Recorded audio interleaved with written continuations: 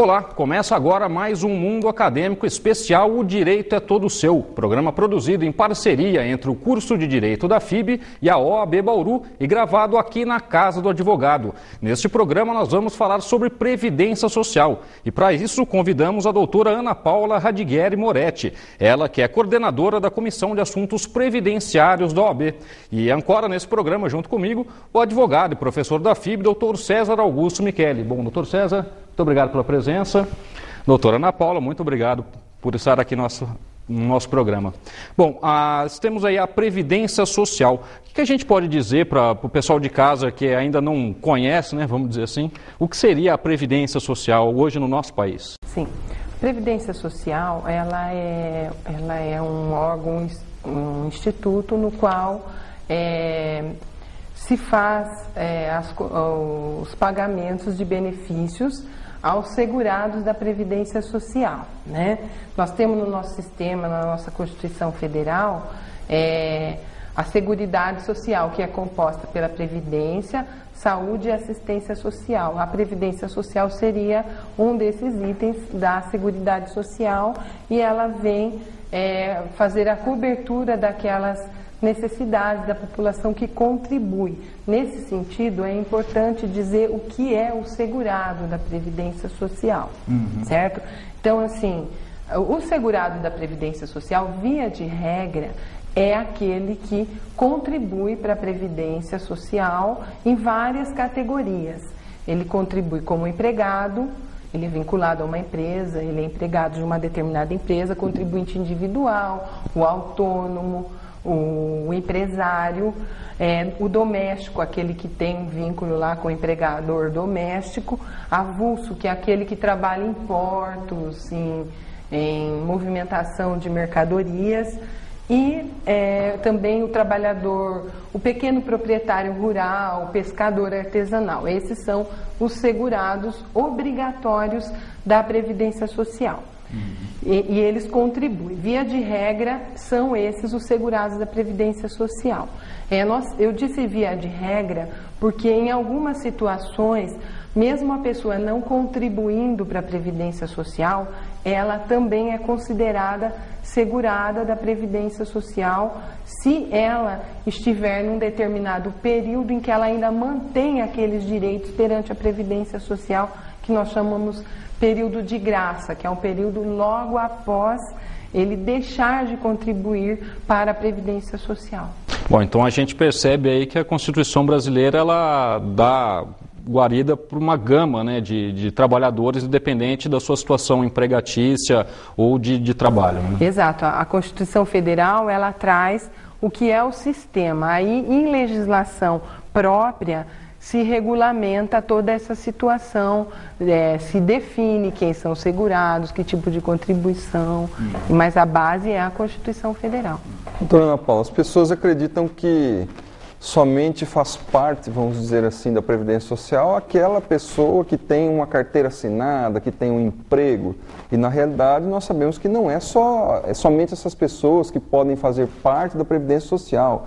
Temos outras situações aí, temos ainda a questão do segurado facultativo. Como que funciona isso? Como é para a Previdência a situação do segurado facultativo?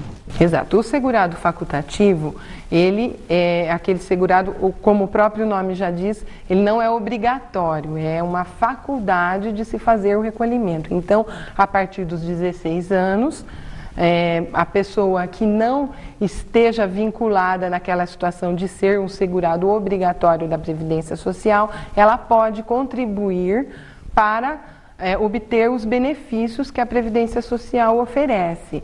Então, a partir dos 16 anos, porque pela nossa Constituição é a partir dos 16 anos que se pode trabalhar. Então, é a mesma regra para o facultativo recolhimento também.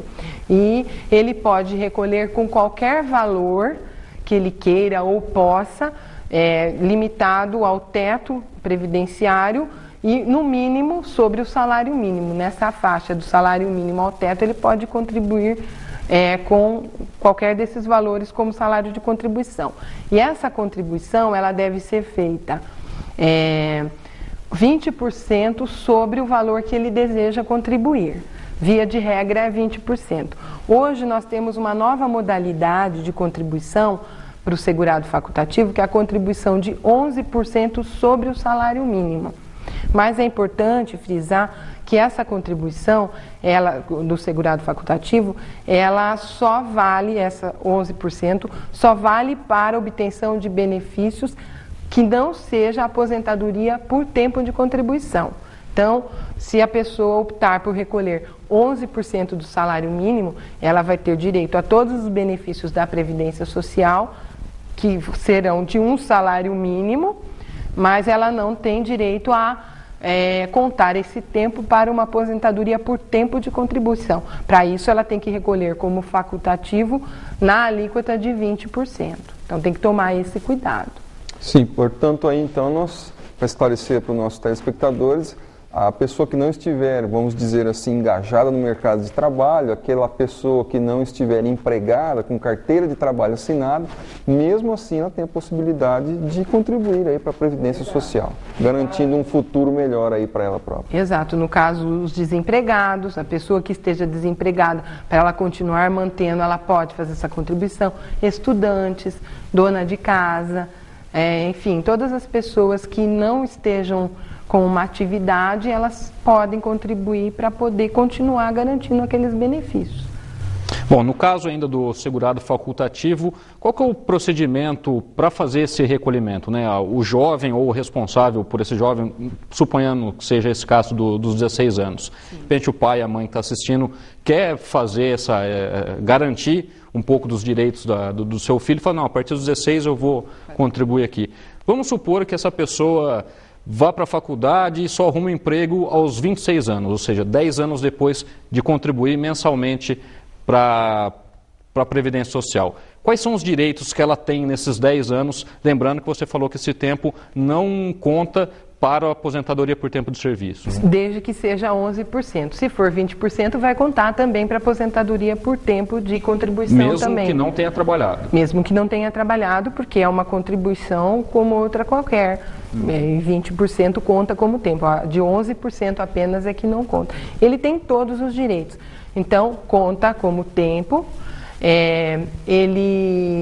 Se for 20%, se for 11%, lá na frente ele só vai ter direito aos benefícios de um salário mínimo, né? E as outras situações, então no caso de um acidente, de uma doença, ele estando contribuindo, se ele sofrer um acidente, ele pode pleitear um benefício lá de incapacidade no INSS, que ele vai ter o seu direito garantido. A morte. Então, vamos dizer, na questão de falecimento, quem contribui como facultativo, os seus dependentes vão ter direito ao benefício de pensão por morte. Reclusão, se ele contribuir, no caso de vir a ficar recluso, os seus dependentes vão ter direito ao benefício. E assim por diante, ele tem direito a todos os benefícios da Previdência Social. Uma outra situação, é uma questão inclusive técnica, é aquela que diz respeito à questão da qualidade de segurado e existe também a perda dessa qualidade de segurado. Eu gostaria que a senhora explicasse para nós o que é especificamente essa qualidade de segurado e quando é que ocorre essa perda da qualidade de segurado, porque isso gera consequências na vida da pessoa que contribuiu para a Previdência Social. A qualidade de segurado, então, é isso. Inicialmente, quem está contribuindo está mantendo a qualidade de segurado. Uma vez cessada a contribuição, por um determinado período, se mantém a qualidade de segurado, é o que nós chamamos do período de graça. Então, via de regra, para os empregados, esse período após a cessação das contribuições, após a baixa, a demissão, ele é de 12 meses. Então, a pessoa foi demitida e ela então fica lá por 12 meses sem emprego. Nesses 12 meses, ela está conservando a sua qualidade de segurado. Tá? Então, ela vai ter direito aos benefícios da Previdência como se estivesse trabalhando. Mesmo não recolhendo. Mesmo não recolhendo. É por isso que se apelidou de período de graça, porque não paga, mas vai se beneficiar. Para o empregado, existem algumas situações específicas. Se aquele segurado já tinha 10 anos de recolhimento ininterruptamente, sem perda da qualidade de segurado, que a gente fala, ele vai poder estender por mais 12 meses esse período de graça. Então, em vez de 12, ele vira 24 meses. Mas ele tem que ter tido 10 anos sem perder a qualidade de segurado, senão é 12 meses só. E ainda existe uma outra situação, que é provada a situação de desemprego. Como se prova? Geralmente o INSS aceita como prova o recebimento do seguro-desemprego. Então, provado que esteve em seguro-desemprego, ele vai ter mais 12 meses. Então, na verdade, por 36 meses, ele conserva a qualidade de segurado. Mas a gente sempre prefere falar que via de regra, 12, para não tomar cuidado, se tiver dúvida, procurar orientação, porque se passar dos 12 meses, a pessoa perde a condição e isso implica em não estar coberto pela Previdência Social. No caso do segurado facultativo, esse período de graça é menor, são 6 meses. Então, uma vez cessada a contribuição, eu não pude pagar, eu estava recolhendo como facultativo e não estou mais conseguindo pagar. Eu fico lá 8 meses sem pagar e fico doente, resolvi ir lá na Previdência. 9 meses sem pagar e vou lá na Previdência. Eu já perdi a qualidade de segurado, porque após 6 meses, para o segurado facultativo, ocorre a perda da qualidade de segurado. Então, assim, se a pessoa tiver algum problema que ela não possa pagar por um longo período, mas assim, tomar o cuidado de fazer recolhimentos a cada 6 meses para manter essa qualidade de segurado, não perder essa qualidade de segurado. Mesmo, portanto, se a pessoa não fizer o recolhimento mês a mês, pelo menos fazer um recolhimento a cada 6 meses para não perder a qualidade de segurado. Exato, lembrando que ela tem que inicialmente ter a qualidade de segurado, tem que tomar esse cuidado, porque, por exemplo, para benefícios como auxílio-doença, existe o que a gente chama de carência. Então, a carência é uma outra situação. Carência é o número mínimo de contribuições que a pessoa precisa ter para fazer jus a benefícios da Previdência Social. Então, se ela não tiver lá 12 meses de carência, ela não vai ter direito ao auxílio-doença. Então, inicialmente, ela tem que ter esses 12 meses. Depois ela pode até a cada 6 meses ir conservando essa qualidade de segurado, mas desde que ela já tenha carência para aquele benefício. A doutora Ana Paula estava explicando que existe aí um período de até 12 meses que você pode ficar sem contribuir, sem perder a qualidade de segurado. Mas, retomando agora essa discussão, se a pessoa perdeu a qualidade de segurado, como fazer para retomar essa condição? Ela tem que voltar a contribuir. E essa contribuição, ela tem que ser por um período que restabeleça de fato essa qualidade. Porque a lei diz que para restabelecer a qualidade de segurado, você precisa contribuir com 1/3 do número de meses exigidos para a carência daquele benefício. Então, vamos dizer, como eu disse anteriormente, o auxílio-doença, a carência são 12 contribuições. Para eu restabelecer a qualidade de segurado e poder fazer jus àquele benefício, eu tenho que contribuir por 4 meses, que é 1/3, então, das 12 contribuições, e aí sim, depois de contribuir por 4 meses, caso eu venha ficar doente, eu vou fazer jus ao auxílio-doença, a ficar incapacitado, não é só doente, tem que estar incapacitado, aí sim eu vou fazer jus. Se ocorrer de eu ficar incapacitado antes desses 4 meses que eu teria que recolher para restabelecer a qualidade de segurado, eu não vou fazer jus ao benefício. Mesmo tendo pago 3 meses, eu não farei jus, exceto em algumas situações em que a lei diz que não se exige carência.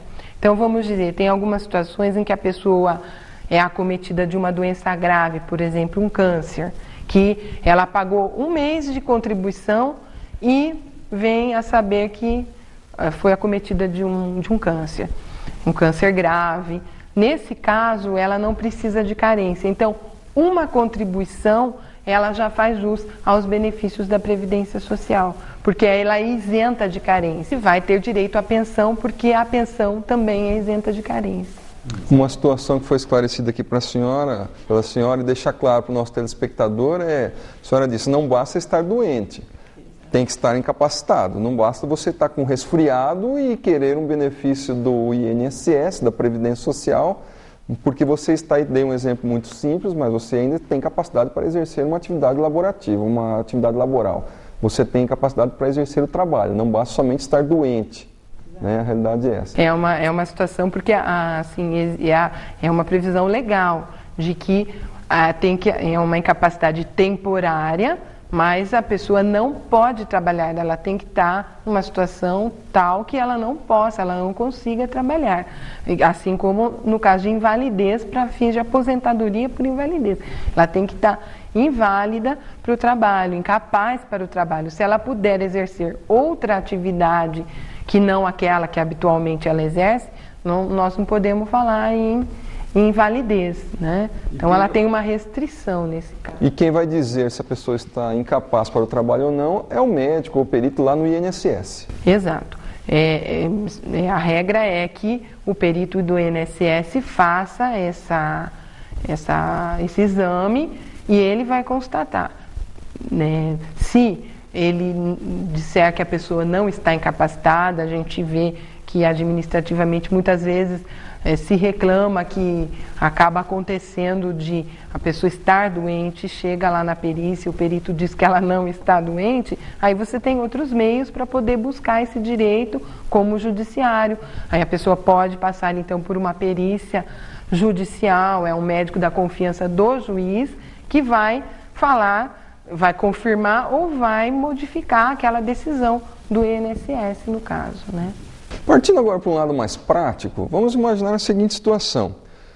Uma pessoa ficou desempregada há 6 meses atrás. Há 6 meses atrás ela ficou desempregada.